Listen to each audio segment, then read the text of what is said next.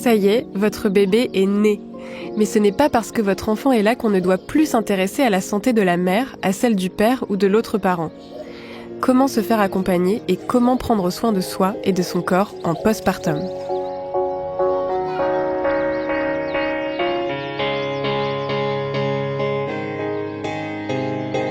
Bienvenue dans 3-2-1 Parents, le podcast de l'assurance maladie qui vous aide à vous préparer au mieux à l'arrivée de votre enfant, mais aussi et surtout à veiller sur votre santé et sur la sienne. Moi, c'est Pauline Verdusier, je suis journaliste et comme beaucoup de parents, je me suis posé 1000 questions en attendant mon premier enfant. Au fil des épisodes de ce podcast, je retrouve Anne Kammerer, sage-femme libérale, pour explorer ensemble et avec des experts tous ces sujets qui nous questionnent pendant la grossesse, l'accouchement et les premiers mois de vie de l'enfant. Dans cet épisode, on parle de fatigue, de récupération physique après un accouchement et de la rééducation du périnée et des abdos, bien sûr. Pour en parler, on accueillera Delphine Monnier, kinésithérapeute spécialisée en périnéologie. Mais d'abord, on retrouve Anne Kammerer pour faire le point sur le suivi de la santé de la mère après l'accouchement. Bonjour Anne. Bonjour. Tout d'abord, est-ce que vous pouvez nous expliquer pourquoi le suivi de la mère en postpartum est important ? Alors, c'est vrai qu'après la naissance d'un bébé, on peut avoir tendance à porter toute notre attention, toute notre énergie, y compris l'entourage d'ailleurs, sur la bonne santé, le développement de cet enfant. Et en réalité, on peut avoir tendance à oublier que une femme vient quand même de faire grandir un bébé pendant 9 mois, d'accoucher, et que dans cette période des premières semaines et des premiers mois qui vont suivre, elle est dans une phase de récupération, de convalescence, d'un corps qui s'est transformé et qui doit retrouver son équilibre et son fonctionnement hors grossesse. Oui, d'ailleurs, certaines personnes parlent de 4e trimestre de grossesse. Qu'est-ce que ça veut dire ? C'est l'idée que le processus de l'arrivée d'un enfant ne s'arrête pas avec l'accouchement. Et qu'en fait, les 3 mois qui suivent sa naissance représentent une forme de période de transition pour toute la famille. Quelque part, la mère retrouve progressivement son corps, qui guérit éventuellement de certaines complications, ou en tout cas de certaines sollicitations qu'il y a eu pendant la grossesse et au moment de l'accouchement. Ça peut être le fait que l'utérus reprenne sa place, que des cicatrisations de césarienne ou de déchirure se fassent complètement. Ça peut être aussi pour les coparents de trouver une nouvelle manière de s'organiser dans la maison, un nouveau rôle, bien sûr, auprès de cet enfant. Et puis pour l'enfant, lui, de découvrir ce que c'est qu'être à l'extérieur du ventre, ce que c'est que s'alimenter, devoir garder sa température, respirer, dormir, être posé, être dans les bras. Et tout ça, c'est vraiment une grande série de découvertes pour toute cette nouvelle famille. Et le fait de le considérer comme un trimestre encore de cette période-là, c'est une manière de préserver un peu une petite bulle hors du temps pour laisser le temps de se découvrir et de trouver ses marques. Qu'est-ce qui est prévu en termes de suivi pour la mère à ce moment si particulier qu'est le postpartum ? Pour accompagner ces premières semaines après la naissance et s'assurer que la femme se remet bien de son accouchement et s'adapte bien à cette nouvelle vie, on va avoir l'occasion de voir plusieurs fois la sage-femme. Très souvent, au cours des visites à domicile, donc qui s'organisent après la sortie de maternité, on peut garder en tête qu'on va se voir une fois dans la première semaine, une fois dans la 2e semaine. Parfois, on peut avoir besoin de se voir plus, ça dépend des situations médicales ou des complications éventuelles. Ensuite, on va se revoir pour un autre type de rendez-vous qui s'appelle l'entretien postnatal, qui va se faire vers 3-4 semaines après l'accouchement. Donc ça, c'est un temps de discussion, un petit peu comme on avait eu l'entretien prénatal pendant la grossesse. On va prendre un temps après l'accouchement, idéalement en couple, pareil, si on est en couple, pour pouvoir discuter de la manière dont se sont déroulées la naissance, puis les premières semaines. Donc on va pouvoir reparler du vécu, on va pouvoir parler de sa fatigue, on va pouvoir parler du moral, on va pouvoir parler des éventuels besoins qu'on pourrait avoir en termes de soutien. Et l'idée, c'est de se faire un petit bilan là, au bout de quelques semaines, de voir comment vont ces nouveaux parents. Et d'ailleurs, c'est peut-être l'occasion de faire le point sur l'état psychologique des parents ? Oui, tout à fait. C'est vrai que au bout de quelques semaines, après la naissance, on est souvent dans une période assez charnière parce que la fatigue commence à s'accumuler. On peut être plongé dans les nouvelles difficultés ou en tout cas aventures de la vie de parent. Et ça peut être, sur le plan psychologique, un peu un petit creux de la vague. Et donc, ça peut être intéressant d'avoir un moment dédié pour en parler avec sa sage-femme et faire le point sur ses besoins. Parce qu'il arrive qu'on soit juste très fatigué, très sensible, qu'on ait juste besoin de décharger, de pleurer un coup en consultation et puis on sent qu'on repart et que ça va mieux. Ou bien on peut être en difficulté, on va dire, un peu plus profonde et avoir besoin d'orientation vers d'autres professionnels, de soutien, de l'entourage, particulièrement dans ce moment-là. Et c'est quelque chose qu'on peut mettre en place avec sa sage-femme au cours de cet entretien. Oui, et d'ailleurs, on a dédié un épisode de ce podcast à la santé mentale, auquel vous pouvez vous référer. Ensuite, après l'entretien postnatal, il y a aussi la consultation postnatale, donc c'est différent, c'est une chose différente ? Oui, c'est un autre rendez-vous qui se passe un petit peu plus tard. Ça se passe plutôt vers 1 mois et demi, 2 mois après l'accouchement. C'est l'occasion de faire le point sur la récupération du corps, un petit peu plus à distance de l'accouchement. L'idée, c'est de voir ensemble, est-ce que les saignements après l'accouchement se sont bien arrêtés ? Est-ce que s'il y avait eu une déchirure ou une cicatrice de césarienne, est-ce que tout a bien cicatrisé ? Est-ce qu'il n'y a plus de douleur, plus d'inconfort particulier ? Donc on fait un peu un petit bilan comme ça, globalement. Et puis ça permet aussi de reprendre le suivi gynécologique, c'est-à-dire est-ce qu'on était à jour sur son dernier frottis ? Est-ce qu'on a besoin d'en refaire un ? Est-ce qu'on a une contraception qui nous convient? Est-ce qu'on souhaite en changer? Si on souhaite poser un DIU, ce qu'on appelait avant les stérilés, ça peut être aussi une consultation où on peut le poser. Et qui peut faire cette consultation? Alors, elle peut être réalisée par la sage-femme. Donc, par exemple, la sage-femme qui a fait notre suivi de grossesse.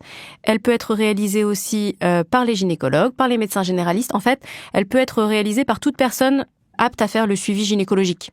Et donc, typiquement, si on avait quelqu'un qui avait l'habitude de faire notre suivi gynécologique, on peut retourner voir cette personne-là pour faire cette consultation postnatale. Il arrive aussi qu'elle soit proposée à la maternité où on a accouché. Souvent, c'est le cas lorsque on a eu une naissance un petit peu compliquée.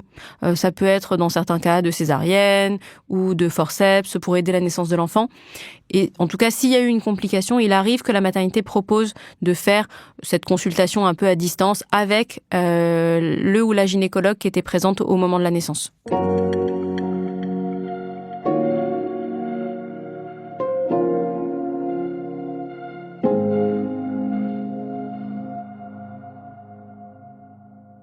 Qu'est-ce qu'il faut savoir à présent de la récupération physique après un accouchement ? Parce que c'est quand même un événement qui n'est pas anodin pour le corps. Alors, ce qu'on peut se dire, c'est que dans les semaines qui suivent la naissance, on a besoin de vivre un peu au ralenti. C'est-à-dire de ne pas faire trop d'efforts physiques, de bien manger, de bien s'hydrater et d'essayer de prendre le plus de repos possible. Pour certaines femmes, ça va même nécessiter de rester allongée pendant plusieurs heures dans la journée pour vraiment privilégier au maximum un repos assez strict. C'est particulièrement vrai si on a une cicatrice de césarienne ou une cicatrice de déchirure au niveau du périnée qui doit cicatriser. On sait que finalement, porter des choses lourdes, s'agiter, bouger beaucoup, ça pourrait gêner la bonne qualité de cicatrisation. Donc, à voir. Alors parfois, nous, en tant que sage-femme, pour vous donner un repère, on dit avoir une vie de petite vieille. C'est-à-dire, on va faire une petite promenade, on va jusqu'à la boulangerie, on revient. C'est plutôt la dynamique qu'il faut imaginer dans ces premières semaines pour les femmes qui sont en phase de récupération. Alors bien sûr, si on se sent en pleine forme et qu'on a envie de sortir parce que ça nous fait du bien, c'est pas du tout interdit. Au contraire, il faut quand même privilégier son confort et faire confiance à ses sensations. Mais pour les gens qui ne connaîtraient pas ou pour l'entourage, c'est important de savoir que c'est une phase de repos. On n'est pas comme avant la grossesse d'un coup. De même, il arrive qu'on ait certaines sensations qu'on n'avait peut-être pas pendant la grossesse, mais qui témoignent du fait que notre corps a besoin d'une phase de récupération après la naissance. C'est par exemple d'avoir des fuites urinaires. Parfois, on n'en avait pas pendant la grossesse, mais suite à l'accouchement, on en a dans les premières semaines. On peut aussi ressentir une sensation de lourdeur, de pesanteur un petit peu quand on marche trop longtemps. Et ça, c'est des bons signaux du fait que on est encore dans un moment où notre corps doit se réparer, retrouver progressivement son équilibre et où il ne faut pas forcer. Et dans le cas précis de la césarienne, là, c'est recommandé de absolument faire 0 effort au niveau des abdos. Donc, on donne comme consigne de porter le bébé et rien d'autre et rien de plus lourd pendant 2 mois. Et puisqu'on parle des changements du corps, il y a aussi la mise en place de l'allaitement, si on choisit d'allaiter, qui peut amener son lot de bouleversements. Oui, pour les femmes dont c'est le premier enfant et qui allaitent pour la première fois, ça va faire de nouvelles transformations et de nouveaux changements à apprivoiser. Alors pour certaines, ce sera très évident, très facile. Il suffira de mettre un bébé au sein et puis pour d'autres, ça va demander un apprentissage, une découverte. Ce sera peut-être un bébé qui va pas comprendre initialement exactement comment il faut faire et ça peut être sensible, douloureux ou difficile dans cette première période. Donc, c'est important d'avoir en tête que la mise en route de l'alimentation d'un bébé, ça peut prendre du temps, ça peut prendre de l'énergie. C'est normal et c'est important qu'une femme puisse s'y consacrer entièrement. Donc, on sait que la réussite d'un allaitement dépend beaucoup du soutien de l'entourage parce que allaiter dans les premiers jours ou premières semaines, ça va vraiment être un travail à temps plein. Et donc, on a besoin que l'entourage prenne soin des mamans et prenne soin de la vie domestique de la maison pour lui laisser ce temps-là pour mettre en route l'alimentation de son enfant. Oui, donc ça veut dire que si on choisit d'allaiter, l'idéal, c'est vraiment de ne rien faire d'autre puisque c'est très énergivore. Alors, on va forcément s'adapter à la situation qui se présente devant nous. Quand on est solo ou quand on est en couple, c'est pas tout à fait la même chose. Mais c'est vrai que c'est une énergie importante, en particulier dans les premières semaines, où c'est important d'avoir conscience que les femmes sont très occupées à ce moment-là. Et est-ce qu'on peut résumer les avantages de l'allaitement ? Alors, il y a certains avantages qui vont être physiques, si on peut dire. C'est-à-dire qu'on sait que l'allaitement va être protecteur pour la santé des bébés. Par exemple, ça transmet des anticorps qui permettent de diminuer le risque d'infection, en particulier tout ce qui va être infection ORL, par exemple les otites, des choses comme ça. Les gastro aussi, ça permet de diminuer un petit peu le risque de gastro-entérite. Donc c'est vrai que c'est une alimentation qui est protectrice contre certaines maladies et adaptée aux besoins physiologiques des enfants, puisque quelque part, ça a été un peu sélectionné pour les petits humains. D'ailleurs, on sait que pour les grands prématurés, le lait maternel est la seule nourriture possible. C'est pour ça d'ailleurs que le lait est si précieux pour les hôpitaux, parce que c'est l'alimentation qui est la plus facile à digérer, et donc du coup, chez les bébés fragiles, eh bien, ce sera la seule disponible. Du côté des mamans, un avantage, c'est qu'on sait que le fait d'avoir allaité longtemps dans sa vie protège un petit peu contre le cancer du sein. Ça peut permettre à certaines aussi de retrouver de la confiance dans leur corps, de voir qu'il est capable de nourrir un bébé. Et ça peut être particulièrement important quand on a vécu par exemple un accouchement difficile, qu'on l'a mal vécu. Et pour certaines, ça peut compter de savoir que l'allaitement maternel permet de retrouver plus rapidement son poids d'avant-grossesse. À côté de ça, il peut y avoir des avantages d'organisation pour les femmes. Ça peut être pratique de sortir sans forcément avoir besoin de prendre le gros sac à dos avec les repas pour les heures qui viennent et de savoir que finalement, si son bébé a faim au cours de la balade ou de la sortie, on peut le nourrir à tout moment sans avoir besoin d'avoir prévu quoi que ce soit. Et puis, c'est aussi un moment de contact privilégié avec le bébé. Donc, pour certaines, ce sera des moments de câlin, des moments très agréables qui, on va dire, participent au lien qu'on est en train de tisser avec son enfant. Puis enfin, on peut penser à des avantages plus indirects de l'allaitement. Le fait que c'est gratuit, par exemple, et puis que c'est plus écologique, dans le sens où on ne dépend pas de l'élevage des animaux ou de la fabrication industrielle pour nourrir les bébés. Notre rôle en tant que professionnel, c'est d'être disponible pour accompagner et pour aider au bon déroulement de l'allaitement maternel. Mais nous savons qu'il est très important de respecter le choix des femmes. Et il faut vraiment garder en tête qu'un bébé peut aussi très bien grandir nourri exclusivement au biberon. L'objectif quand on devient parent et quand on élève un enfant, c'est de trouver un équilibre qui va nous permettre à tous de se sentir bien et serein dans cette histoire.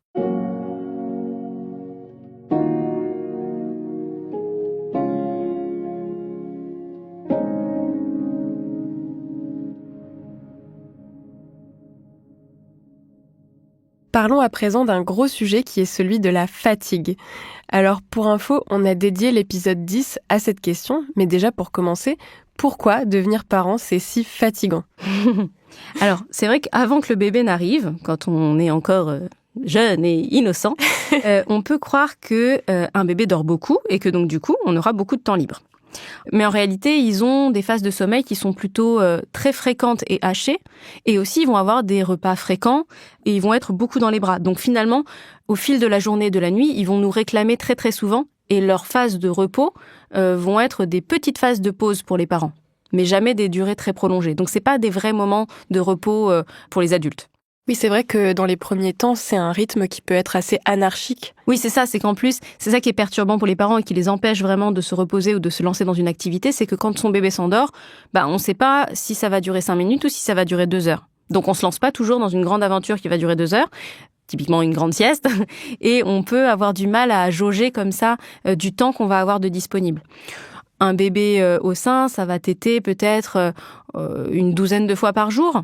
parfois un peu plus, parfois un petit peu moins. Et il y a même certaines tétées, on va dire, qui s'enchaînent, qu'on peut appeler des tétées groupées, qui peuvent durer presque sans interruption pendant 1 heure ou 2 heures. Et de la même manière, un bébé au biberon, eh bien, on pourrait se dire que oui, c'est un repas toutes les 3 heures, mais comme il faut préparer le biberon, donner le biberon, faire l'euro, nettoyer le biberon, au final, ce temps de repas, il dure bien plus que 10 minutes toutes les 3 heures. Et puis il y a aussi les couches, les changes. Les bébés ne sont pas propres, ils sont pas capables d'aller aux toilettes tout seuls, donc on va avoir besoin de les changer, entre 5 et 8 fois par jour à peu près. Et enfin, les bébés sont pas faits pour être posés toute la journée. Ils ont besoin d'être dans nos bras, ils ont besoin d'interaction, ils ont besoin d'être rassurés ou d'être bercés. Donc l'un dans l'autre, entre les moments de repas, les moments de sommeil, les moments de câlin ou de besoin de réassurance, ça fait que ces enfants, en particulier dans les premiers mois, ils vont nous solliciter très très fréquemment dans la journée et dans la nuit. Qu'est-ce que vous donnez comme conseil pour économiser son énergie ? Alors c'est vrai que le repos, c'est le nerf de la guerre. C'est comme ça qu'on tient et c'est comme ça qu'on va pouvoir se sentir épanoui, se sentir heureux de cette nouvelle aventure. Parce que là, on parle de beaucoup de choses difficiles, mais en réalité, c'est plein de découvertes et plein d'émotions très intenses à venir avec un tout petit qu'on découvre au fur et à mesure. Donc je pense qu'une idée qu'on peut garder en tête, c'est vraiment de fonctionner en économie d'énergie. C'est-à-dire tout ce qui n'est pas indispensable doit passer à l'arrière-plan. Donc l'essentiel, c'est le bien-être des parents et le bien-être du bébé. Ce qu'on a après ça, c'est pas du superflu, mais en tout cas, on va le faire que si on a l'énergie de le faire. Et puis, ce qui va être secondaire, on va dire, c'est la vie domestique, donc le ménage, les achats, le travail, faire plaisir à l'entourage. Ça, ce sont des choses sur lesquelles on va devoir s'économiser et peut-être privilégier son sommeil ou son repos. Donc, on dit parfois dormez dès que le bébé dort. Bon, pas toujours simple. C'est pas toujours facile, en effet. Mais dormir ou se reposer dès qu'on le peut, ça, c'est important. Ne faire que les choses qui nous font du bien à nous. Parce que quand on accueille un nouvel enfant dans une famille, on peut recevoir beaucoup de visites, beaucoup de sollicitations. Et il faut pas que ça vous épuise. Il faut que ce soit des moments agréables, des moments où on est content de voir les autres. Mais si on doit se retrouver à être les autres parfaits, qui ont préparé le goûter, qui ont accueilli la famille, qui leur ont fait plaisir, qui ont montré le sourire, qui s'étaient maquillés avant pour avoir l'air en forme, alors qu'en fait, on a dormi 2 heures dans la nuit, en fait, on s'est épuisé. On était peut-être content de voir les gens, mais on s'est vraiment épuisé à leur faire plaisir pendant 2 heures. Et le soir, on le paye très fort en termes d'énergie et de morale. Donc, c'est vrai que j'aurais tendance à dire que si on peut être un tout petit peu égoïste et surtout témoigner de ses besoins et être capable de les verbaliser auprès de son entourage, c'est important. Typiquement, un truc vraiment important, c'est la nourriture. On va tous avoir besoin de manger à peu près 3 fois par jour. Faire les courses ou cuisiner peut être hyper chronophage. Et ça, c'est quelque chose sur lequel l'entourage peut être un immense soutien. Ça peut même être quelque chose qui fait en général très plaisir aux amis, à la famille, de vous amener des bons petits plats, de vous amener un goûter, un gâteau, de partager avec vous un repas qu'ils ont préparé. Et ça, si les gens n'en ont pas naturellement l'idée, ça peut être quelque chose que vous leur suggérez, si vous êtes suffisamment proche, de dire ce qui nous ferait vraiment du bien, ce serait de manger un plat fait maison, parce que là, on mange des surgelés depuis 3 jours parce qu'on n'a pas eu le temps. Une manière d'économiser son énergie aussi, c'est de se répartir les tâches, notamment si on est en couple. Oui, c'est important de savoir que on peut avoir besoin d'en discuter et de se mettre d'accord sur une manière de s'organiser. On est une espèce d'équipage dans un bateau, peut-être avec une mer pas tout à fait tranquille, assez agitée, et il faut qu'on puisse compter l'un sur l'autre, il faut qu'on puisse se relayer. Et donc typiquement, si une femme allaite, elle va être beaucoup consacrée à l'alimentation du bébé. Et très souvent, ce sera le rôle des coparents de gérer l'échange et de gérer l'aspect domestique de la maison. Les repas, le ménage, les courses, etc. On sait que la femme va être potentiellement physiquement un petit peu plus fatiguée et donc qu'on va pas lui demander de faire les choses les plus physiques dans la vie quotidienne et on peut avoir besoin de se répartir comme ça le travail. D'où la nécessité de prendre le congé de paternité et d'accueil de l'enfant qui est destiné au père ou à la personne qui vit en couple avec la mère. Ouais, tout à fait. Vraiment, les premières semaines, c'est des périodes de bouleversement intense, de sollicitations importantes par le bébé. Et donc, si on a la possibilité d'être 2 à la maison, c'est l'idéal. Et pour finir, y a-t-il d'autres rendez-vous à ne pas oublier ? Alors souvent, après les 1 mois et demi, 2 mois après la naissance et la consultation postnatale, on propose de commencer des séances de rééducation du périnée et possiblement aussi des séances de rééducation abdominale. Alors ces séances, on les propose pas forcément au tout début après la naissance parce qu'on est encore vraiment dans une phase de récupération et de cicatrisation. mais donc un petit peu plus à distance. Donc les séances de rééducation du périnée, elles peuvent être réalisées par une sage-femme ou par une kiné. Si c'est par une sage-femme, vous n'avez pas besoin d'ordonnance particulière, parce que du coup, c'est comme si c'était elle-même qui prescrivait les séances. Mais par contre, si c'est pour une kiné, vous avez besoin d'une ordonnance de la maternité ou de votre médecin. Et les séances de rééducation abdominale, elles ne sont réalisées que par les kinés. Et pareil, il faut une ordonnance de la part d'un médecin. Et justement, on va pouvoir échanger sur la rééducation du périnée et des abdos avec une kiné, Delphine Monnier, qui va nous expliquer comment ça se passe. Merci Anne. Merci.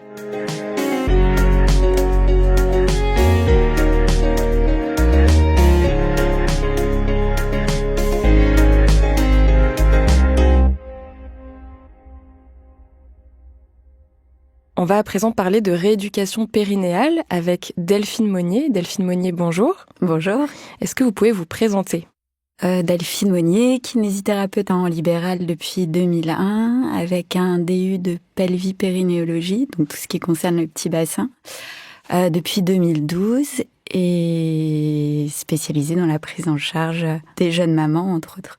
Si je comprends bien, la rééducation périnéale, ça concerne le plancher pelvien. Donc le plancher pelvien, c'est cet ensemble de tissus, c'est ça qui soutient les organes. Est-ce que vous pouvez un peu décrire ce que c'est ? C'est un muscle qui est situé en fait entre le pubis et le coccyx. En fait, c'est un losange très schématique qui va partir du pubis, lorsqu'il y a à l'avant du bassin, en diagonale jusqu'aux ischions, jusqu'au coccyx, lorsqu'il est tout au fond, tout en bas de la colonne vertébrale. Et en fait, c'est ce losange sur lequel on est assis toute la journée, qui constitue le périnée et qui est extrêmement épais. C'est pas un petit zgouigoui coincé entre le vagin et l'anus qu'on a tendance à décrire, mais c'est vraiment le plancher pelvien porte bien son terme. Et donc, à quoi sert le périnée exactement ? Le périnée, c'est un ensemble de muscles qui va servir à soutenir les organes, qui assure la continence et l'équilibre du petit bassin. Et donc, à quoi sert en fait la rééducation du périnée en postpartum ? Elle soigne les troubles, les douleurs, les problèmes de fuite, plus ou moins sensation de lourdeur qu'on peut avoir. C'est aussi une prise de conscience d'une zone qu'on ne connaît pas. Et enfin, c'est beaucoup de prévention de mauvaises habitudes de la vie quotidienne des femmes. Et du coup, est-ce qu'on peut revenir un petit peu sur les problèmes justement que la rééducation périnéale peut aider à résoudre ? Vous aviez parlé de problèmes de fuite urinaire notamment. Qu'est-ce qu'on peut citer d'autre ? Il y a aussi les descentes d'organes. Est-ce que c'est courant ? Parce que c'est vrai que ce mot, il fait un petit peu peur, mais qu'est-ce que ça veut dire exactement ? On a des organes qui tiennent à peu près en apesanteur dans le ventre, qui sont écrasés par la présence d'un bébé dans le ventre. Et du coup, ils vont mettre du temps à revenir à leur place initiale.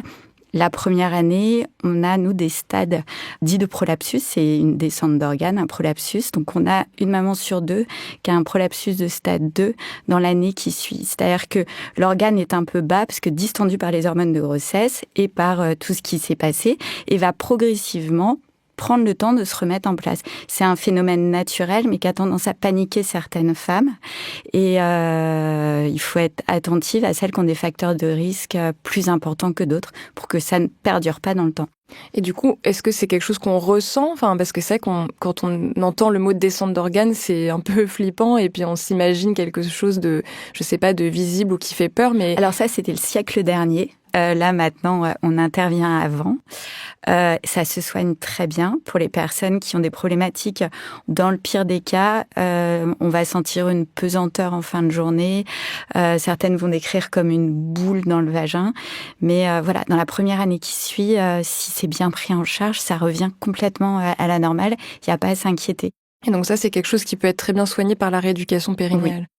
Et en ce qui concerne les fuites urinaires ou les problèmes d'urgenterie, comme on dit, qu'est-ce que ça peut être justement les cas classiques que vous voyez en consultation concernant les problèmes, les troubles urinaires ?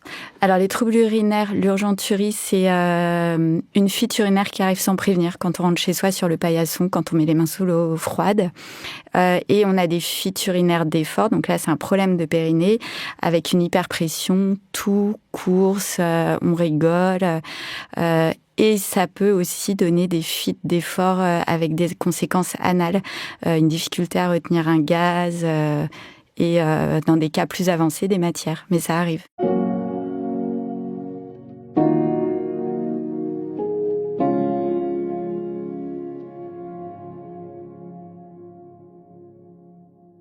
Et du coup, est-ce que on peut aussi parler des douleurs, puisque si je comprends bien, la rééducation périnéale, ça permet également de traiter certaines douleurs?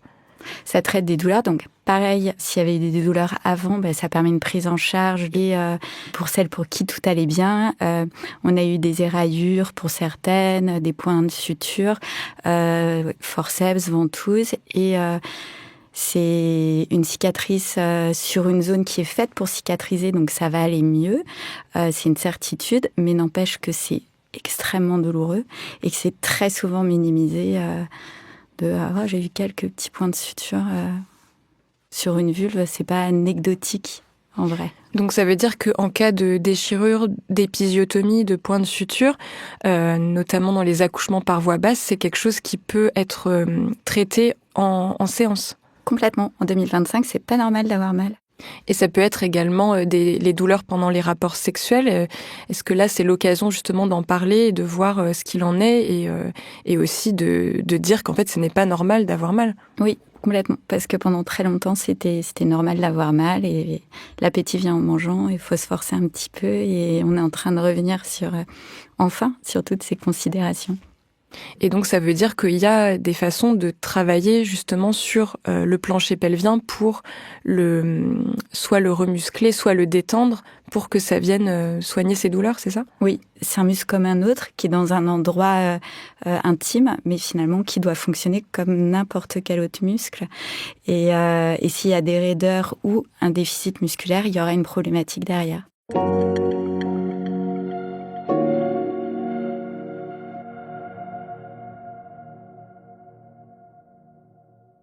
Dans la rééducation périnéale, quelles sont les méthodes qui vont être mises en place concrètement? Qu'est-ce qui va se passer en séance? Il y a une partie manuelle où le thérapeute a les doigts en intravulvaire. On va guider la patiente sur des mouvements parce que c'est un muscle qu'elle ne connaît pas et généralement qu'elle ne sait pas travailler. Donc concrètement, ça veut dire que le thérapeute a des doigts dans le vagin et on va venir serrer le périnée autour des doigts, c'est ça? Exactement. Et on va apprendre différentes parties du périnée.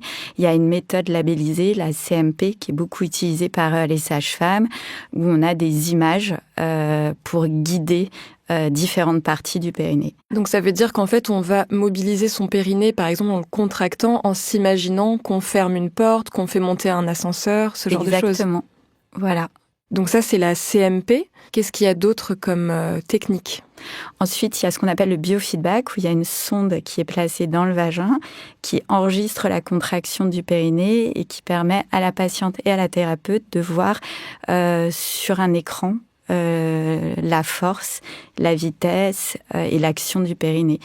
Il y a même des sondes connectées qui font des jeux type Mario Bros sur les téléphones portables. Donc ça, concrètement, pour l'avoir vécu, donc c'est une sonde en intravaginale qui est connectée à un écran où, du coup, on peut même incarner une sorte de petit personnage qu'on va faire monter et descendre par la force des contractions du périnée. C'est ça, exactement. Donc là, on a parlé de la méthode manuelle, du biofeedback. Il y a également l'électrostimulation, je crois. Donc ça, c'est dans quel cas et concrètement, en quoi ça consiste? C'est pour tout ce qui est urgence. Donc quand on a très envie de faire pipi... Et qu'on n'arrive pas à se retenir, que ça part tout seul. En fait, que la vessie se contracte de façon autonome. Et on a donc une sonde dans le vagin qui envoie une impulsion pour déclencher une contraction du périnée sans qu'on décide de la faire volontairement. Et donc là, qu'est-ce qu'on peut dire peut-être pour rassurer les personnes? Parce que c'est vrai que ça peut faire peur, l'idée d'électrostimulation, mais en vérité, ça va être des tout petits courants qui vont presque être imperceptibles, c'est ça? En fait, ce qu'on ressent, c'est la contraction du périnée et pas le courant électrique, c'est pas douloureux. Donc pour résumer, l'électrostimulation, ça va être d'introduire cette sonde qui va stimuler les nerfs des muscles du périnée avec ces très légers courants électriques, c'est ça?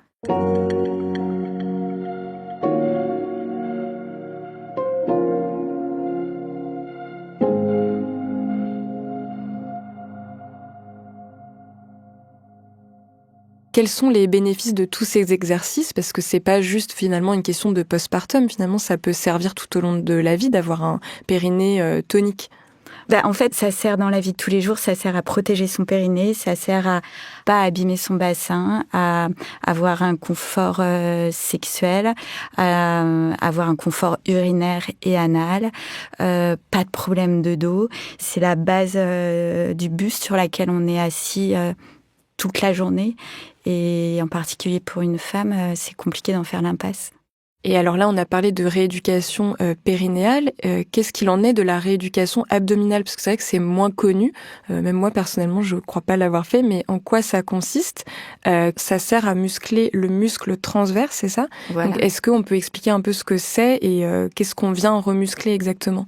Donc, c'est le transverse abdominal qui est un muscle profond qui va des côtes jusqu'au bassin, qui a une forme de corset, donc tout le ventre jusqu'à la colonne vertébrale, qui est distendu par le ventre d'une femme enceinte. Et celui-ci, plus il y a de grossesse, plus il va être distendu. Et au bout d'un moment, s'il l'est trop, il peut être responsable de hernie ombilicale ou de diastasis pathologique. Et c'est quoi, du coup, une hernie ombilicale exactement? Une hernie ombilicale, en fait, c'est, on va dire, comme le nombril qui ressort quand on se redresse. Quand on est allongé, qu'on passe à la position assise, s'il y a une boule ou un truc qui pousse, voilà, c'est une hernie. Et donc ça, c'est quelque chose qu'il faut corriger à cette occasion-là? On en profite, oui. Et le diastasis, qu'est-ce que c'est exactement? C'est à peu près la même chose, en fait. C'est les grands droits, les fameuses tablettes de chocolat.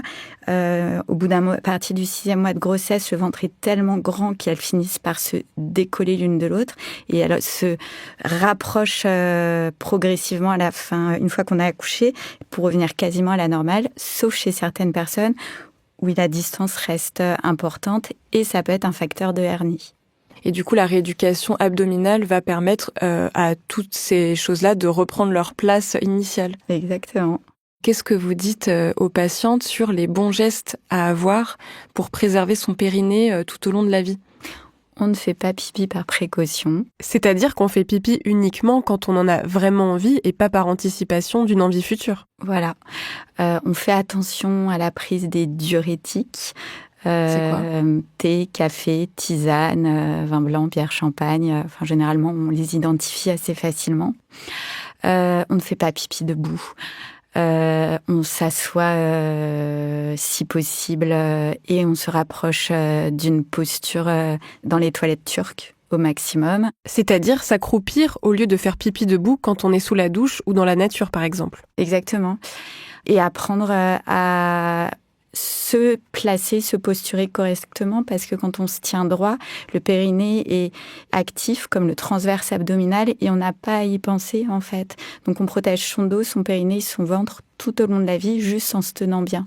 Oui, ça fait partie de la santé globale de la personne. Voilà. Donc finalement, la rééducation périnéale, on la met en lumière à ce moment-là qui est le postpartum, mais c'est quelque chose qui va nous servir toute la vie. Exactement, et le but en fait, c'est de le faire efficacement pour ne plus avoir à y penser après. Merci beaucoup Delphine Monnier. Merci. C'est important de noter que les séances de rééducation sont prises en charge à 100% par l'assurance maladie. Donc ça veut dire que vous n'avez rien à payer et la loi ne prévoit aucune limite dans le temps. Si vous avez eu des enfants par le passé et que vous n'avez pas eu le temps de faire votre rééducation, vous avez la possibilité de le faire à tout moment.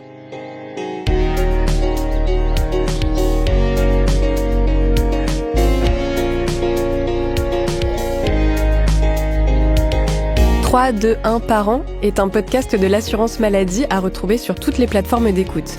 Abonnez-vous et écoutez d'autres épisodes avec de nouveaux experts. Et pour retrouver encore plus d'informations sur la grossesse et la parentalité, rendez-vous sur amélie.fr.